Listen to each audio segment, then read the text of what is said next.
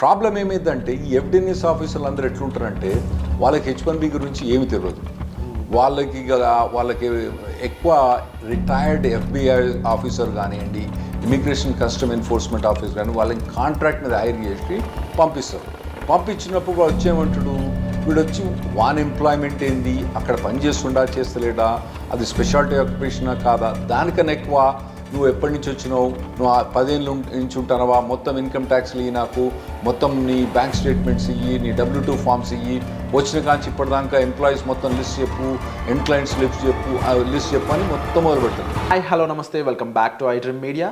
ఈరోజు మనతో ఉన్నారు ఏ పర్సన్ అయితే 30 ఇయర్స్గా లా ప్రాక్టీస్ చేస్తూ ముఖ్యంగా ఇమిగ్రేషన్ లాయర్గా స్పెషాలిటీ పొందిన రాహుల్ రెడ్డి గారు.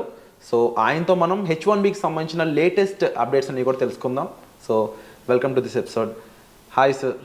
బాగున్నాండి. ఫస్ట్ ఆఫ్ ఆల్ ఇక్కడికి మీరు రావడం అనేది we're very happy. Thanks for inviting. So first thing, H1Bకి సంబంధించిన ఇన్ఫర్మేషన్ మీ దగ్గర నుంచి తీసుకోవాలనుకుంటున్నాను. అందులోనూ న్యూ ఇయర్ ఈస్ కమింగ్ 2025, దానికి సంబంధించిన latest updates, new rules, regulations, policies ఏ విధంగా ఉండబోతున్నాయి? ఇప్పుడు ఫస్ట్ బైడెన్ అడ్మినిస్ట్రేషన్ జనవరి 20th ఖతమవుతుంది. కొత్త అడ్మినిస్ట్రేషన్, ట్రంప్ అడ్మినిస్ట్రేషన్ జనవరి 20th వస్తుంది. అయితే నిన్న వాళ్ళు ఏం చేసినంటే పబ్లిష్ చేసిన రెగ్యులేషన్స్, వాళ్ళు పబ్లిష్ చేసిన రేపు పబ్లిష్ చేస్తా అని ఫెడరల్ రిజిస్టర్లో రేపు పబ్లిష్ చేస్తా అని రెగ్యులేషన్స్, ఫైనల్ రెగ్యులేషన్స్ పబ్లిష్ చేసినారు. సో ఇవి పబ్లిష్ చేస్తారు. రేపు పబ్లిష్ చేస్తే దట్ మీన్స్ ఇక్కడ నుంచి 30 days తర్వాత ఇవి ఎనాక్ట్ అవుతాయి. ఆ రెగ్యులేషన్స్ ప్రకారం ఏంటంటే ఇప్పటి నుంచి 30 days తర్వాత ఎనాక్ట్ అవుతాయి. అంటే జనవరి 17th కానీ జనవరి 18th కానీ జనవరి 17th ఇవి యాక్టివేట్ అవుతాయి. కొత్త రెగ్యులేషన్స్ అని వచ్చేస్తాయండి. సో ఆ తర్వాత ట్రంప్ గవర్నమెంట్ రాబోతుంది. అవునండి. సో ఎటువంటి చేంజెస్ ట్రంప్ గవర్నమెంట్ చేయలేదంటారా? చేయొచ్చు. రెగ్యులేషన్స్ అనేవి ఒక ప్రాసెస్ ఉంటుందండి. ఇప్పుడు నార్మల్గా లెజిస్లేషన్ అంటే లా అన్నది కాంగ్రెస్, అంటే మీరు ఇక్కడ పార్లమెంట్ అంటారు, మేము కాంగ్రెస్ అంటాం. కాంగ్రెస్ పాస్ చేస్తుంది అన్నట్టు. అయితే కాంగ్రెస్లో అంత ఈజీగా ఏవి పాస్ కావట్లేవు. ఎందుకంటే కాంగ్రెస్ అక్కడ మాకేందంటే మెజారిటీ కావాలన్నట్టు. మెజారిటీలో 2 houses ఉంటాయి. ఇక్కడ మనకు ఉన్నట్టు లోక్సభ, రాజ్యసభ ఉన్నట్టు మాకు అక్కడ హౌస్ ఆఫ్ రిప్రజెంటేటివ్స్, తర్వాత రాజ్యసభ మీకు ఉన్నట్టు సెనెట్ ఉంటుందండి. అయితే మీకు ఇక్కడ ఏంటంటే లోక్సభలో, రాజ్యసభలో మెజారిటీ ఉంటేనే సరిపోద్ది. అక్కడ ఏంటంటే ఇప్పుడు ట్రంప్ అడ్మినిస్ట్రేషన్ వచ్చినప్పుడు మొన్నటిదాకా డెమోక్రాట్స్ మెజారిటీ సెనెట్లు ఉండే, కానీ హౌస్ ఆఫ్ రిప్రజెంటేటివ్ వచ్చే మటుకు రిపబ్లికన్స్ ఉండే.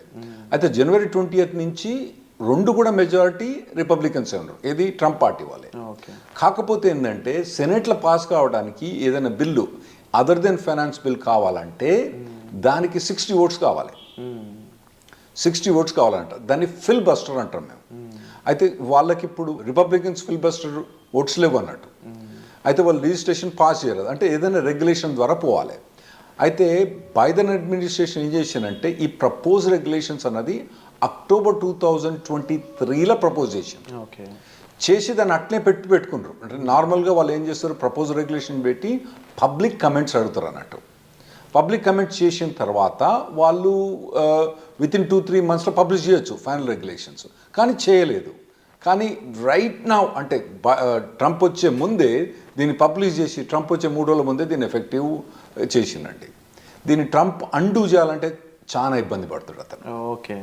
సో ఒక రకంగా కష్టమనే చెప్పాలి. సో ఈ H1B రిక్వైర్మెంట్స్ అనేవి ఏ విధంగా ఉండబోతున్నాయి, ముఖ్యంగా జాబ్ సీకర్స్కి, అందులో థర్డ్ పార్టీ ప్లేస్మెంట్స్లో ఏ విధంగా ఉండబోతున్నాయి అంటారు? మనకు ఇప్పుడు H1B రెగ్యులేషన్స్ అనేది దాదాపుగా 30 years నుంచి మేజర్ మోడిఫికేషన్స్ ఏమి రాలేదండి.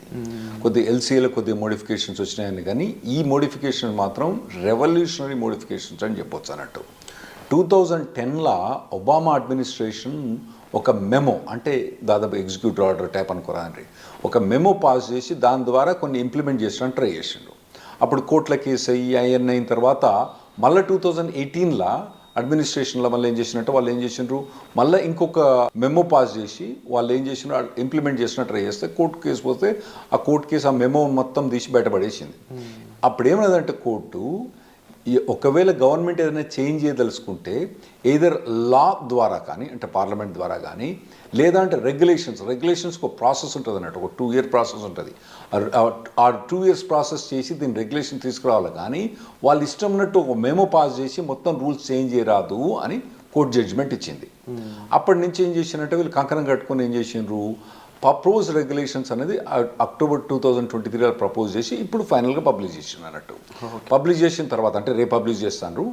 ఇది పబ్లిష్ చేసిన తర్వాత వితిన్ 30 డేస్లో అంటే ఆ రెగ్యులేషన్స్ ప్రకారం మేము చదివినప్పుడు 540 పేజీలు చదివినప్పుడు అందులో ఏముందంటే ఇది 30 డేస్లో ఎఫెక్టివ్ అయింది. అంటే January 17th ఎఫెక్ట్ అయింది. ఇందులో మేజర్ చేంజెస్ మన తెలుగు వాళ్ళు అబ్జర్వ్ చేసేది ఏంటంటే కన్సల్టింగ్ కంపెనీకి పనిచేసేవాళ్ళు అంటే మనం నార్మల్గా అక్కడ మేము H1Bలను 3 డివిజన్స్గా చేస్తామండి. ఒకటేమో ఎండ్ క్లయింట్ అంటాం అన్నట్టు, అంటే ఫుల్ టైం జాబ్ అని కూడా అంటారు. అన్ని ఫుల్ టైం జాబ్ అయినా కూడా ఎండ్ క్లయింట్ దాన్ని ఫుల్ టైం జాబ్. మీకు సింపుల్ ఎగ్జాంపుల్ చెప్పాలంటే ఇప్పుడు కోకోకోలా కంపెనీ ఉంది. కోకోకోలా కంపెనీ డైరెక్ట్ ఎంప్లాయీగా జాబ్ చేసేటప్పుడు దాన్ని మేము ఎండ్ క్లయింట్ అంటాము లేదా ఫుల్ టైం జాబ్ అంటాం. ఓకే, తర్వాత కోకోకోలాలో ఇంప్లిమెంటేషన్ పార్ట్నర్స్ ఉంటారు. ఇంప్లిమెంటేషన్ పార్ట్నర్స్ అంటే టిపికల్గా కాగ్నిజెంట్ కానివ్వండి, ఇన్ఫోసిస్ కానివ్వండి, డెలాయిట్ కానివ్వండి, ఇటువంటి కంపెనీస్ అన్నీ కూడా ఇంప్లిమెంటేషన్ పార్ట్నర్స్ అని అంటారు అన్నట్టు. అవి కూడా కన్సల్టింగ్ కంపెనీసే. ఓకే, సో వాటిని ఇంప్లిమెంటేషన్ పార్ట్నర్స్ అంటాం మేము. ఆ తర్వాత ఏమైందంటే కన్సల్టింగ్ కంపెనీస్ అంటాం అన్నట్టు. అంటే చిన్న చిన్న కంపెనీ, ఒక ఏబీసీ కన్సల్టింగ్ కంపెనీ ఒక ఇండివిజువల్ని కోకోకోలా ప్లేస్ చేసేటప్పుడు ఏం చేస్తుంది, ఫస్ట్ డెలాయిట్ దగ్గర కాంట్రాక్ట్ తీసుకొని, డెలాయిట్ మళ్ళీ ఆల్రెడీ మనకు కోకోకోలాతో కాంట్రాక్ట్ ఉంటుంది కాబట్టి దాన్ని అంటే ఒక లేయర్ ద్వారా కోకోకోలా పెడతారు అన్నట్టు.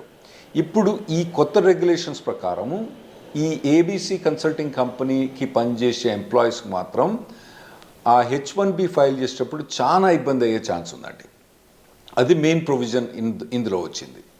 కొన్ని చిన్న చిన్న వేరే ప్రొవిజన్స్ ఏమున్నాయంటే F1 వీసా వాళ్ళకు కొద్దిగా ట్రాన్సిట్ అంటే వాళ్ళకి ఆల్రెడీ జాబ్ ఉండి H1 మూవ్ అవడానికి ఏమి ఇబ్బంది లేకుండా కొద్దిగా బెటర్ చేసిండ్రండి ఇంప్రూవ్మెంట్. ఇంకోటి ఏంటంటే FDNS ఫ్రాడ్ డిటెక్షన్ అని ఒకటి ప్రొవిజన్ పెట్టిందండి. ట్రంప్ అడ్మినిస్ట్రేషన్ ఏం చేసిందంటే అప్పుడు ట్రంప్ అడ్మినిస్ట్రేషన్ ఉన్నప్పుడు ఒక ఇమిగ్రేషన్ ఆఫీసర్ వచ్చి ఒక ఎంప్లాయీ దగ్గర కానీ ఎంప్లాయర్ దగ్గర కానీ ఎండ్ క్లయింట్ దగ్గర కానీ అంటే కోకోకోలా దగ్గర కానివ్వండి, ఏబీసీ కన్సల్టింగ్ అని మనం ఒక ఎగ్జాంపుల్ చెప్తున్నాం కదా. తర్వాత మన పనిచేసే H1B అబ్బాయి దగ్గరకు కూడా పోయి వాళ్ళు క్వశ్చన్స్ అడిగేది అన్నట్టు. ఆ క్వశ్చన్స్ అడిగేటప్పుడు వాళ్ళు ఏం చేసినారంటే అది వాలంటరీ అని పెట్టింది అన్నట్టు. ఎందుకంటే దాన్ని మ్యాండేటరీ చేసింది అనుకోండి కోర్టు పీసి పక్కన పడేస్తుంది. ఎందుకంటే మీరు రెగ్యులేషన్ ద్వారా పోలేదు కాబట్టి అది మ్యాండేటరీ చేయకూడదు, దాన్ని వాలంటరీ అని పెట్టినారు. కాకపోతే ఏమైందంటే వాడు గన్ పట్టుకొని వచ్చిన రాగానే మనలో అందరూ భయపడేది అన్నట్టు. సో దాన్ని మెల్లమెల్లగా అందరూ ఎడ్యుకేట్ అయిపోయారు. అరే నాయన వాడు వచ్చినా అడిగినా మనం అవసరం లేదు ఆన్సర్ చెప్పడానికని ఫ్రాడ్ డిటెక్షన్ యూనిట్ అని పెట్టినట్టు. అది మెల్లగా వాటర్ డౌన్ అయిపోయింది.